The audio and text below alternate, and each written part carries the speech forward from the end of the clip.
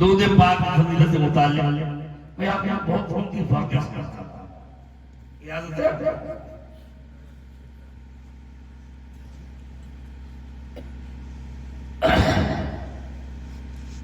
اس واقعے کو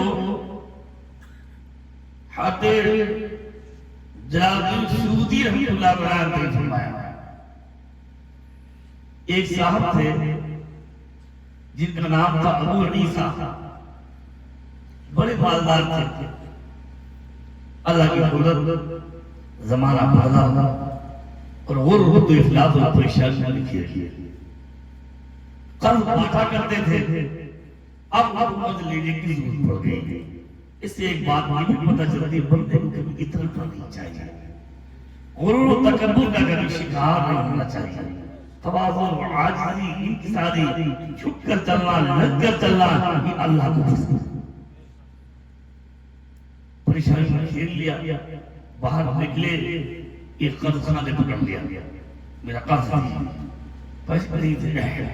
تو وہ قاضی شرح کے پاس لے کر گیا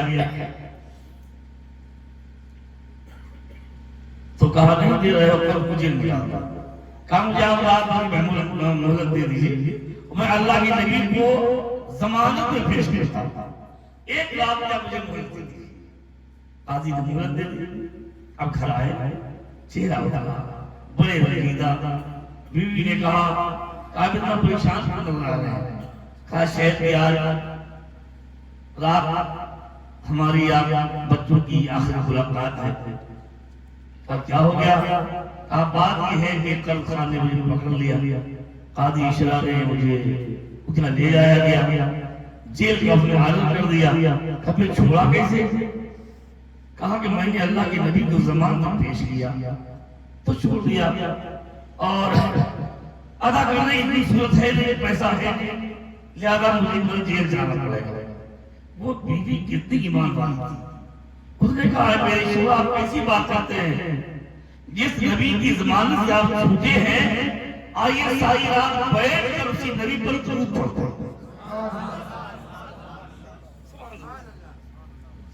سب نے وضو کیا، جیسے کپڑے میسر پہنے ہیں، اور بیوی بچے شوہر سے بیٹھ کر اپنے آپ قبر کو رشید بنا شروع. درود پڑھتے پڑھتے اللہ کی نبی نظام فرمایا اے ابو عیسیٰ بحرام کے پاس چلے جاؤ. بحرام یہ مجوسی بادشاہ تھا، بغداد میں رہتا تھا.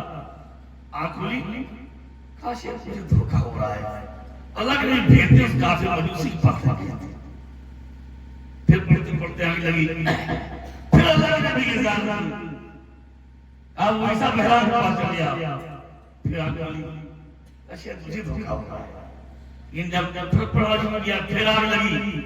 کہا ہے بحرام کے پاس جاؤ اور بحرام سے کہہ دینا کہ مجھے رسول اللہ نے بھیجا ہے اور انہوں نے فرمایا ہے مجیبت دعوتوں کا. یہ عربی جملہ فرمایا ہے. اس کا ترجمہ یہ ہے اسے یہ کہہ دینا کہ نبی نے فرمایا ہے مجیبت دعوتوں کا، تمہاری دعوت قبول ہو گئی. اب کہاں جاتا ہے؟ پہنچے، دربار کھڑا ہوا تھا، کہا میں ایسا ملنا چاہتا ہوں. اس نے خبر کی ایک ساتھ ملنے آئے ہیں. اب وہ سب پوچھے اور کہا سنیے مجھ کو تمہارے پاس رسول اللہ نے بھیجا اور میرے سرکار فرمایا ہے کہ بحرام سے کہہ دینا مجیبت دعوتوں کا. مجیبت دعوتوں کا کہنا تک وہ کھڑا ہوا، کھڑا ہو گیا اور نہایا دھویا، تیاری کی. کہا ساری بات کو پہلے آپ نے پڑھا کے مسلمان کرتے مسلمان ہو گیا. اس کی لڑکی تھی ایک، کہا تم بھی مسلمان ہو جاؤ. کہا ابا جان میں تو بہت پہلے مسلمان ہونا چاہ رہی تھی، تمہارے گھر سے نہیں ہو رہی تھی. وہ لڑکی بھی مسلمان ہو گئی. اب اللہ سے حد ابو عیسیٰ بہت پریشان کر رہا ہے، کیا ہو گیا؟ کیا ضرورت ہے؟ کہا میرے اوپر 500 قرض ہے. اس قرض کی 500 اور قاضی نے مجھے آگے کر دیا ہے کہ اگر ادا نہیں کرو گے تو جیل میں آ جائے گا. اچھا تو بہرام نے 500 روپے دیے کہ اس سے آپ قرض ادا کیجیے. اس کے بعد 500 اور پیش کیے، اس سے آپ بیوی بچوں کا خرچہ چلائیں.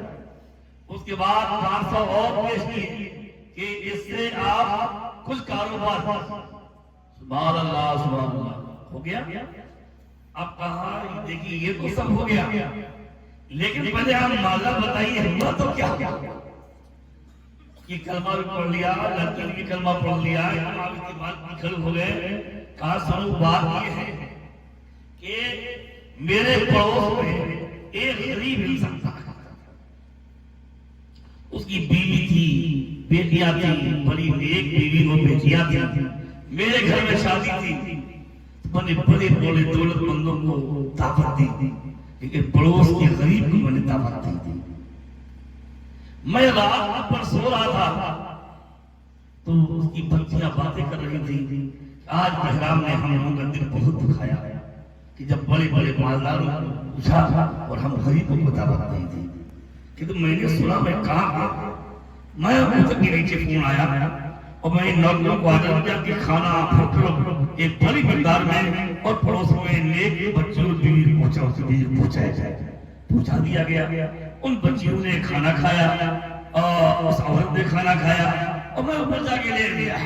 تو بچوں کی ماں دعا کر رہی تھی، اے اللہ اے بہرام کی دعوت کو قبول کر لے، اس کو ایمان دے دے. اور اس کی بچیاں آمین کہہ رہی تھی.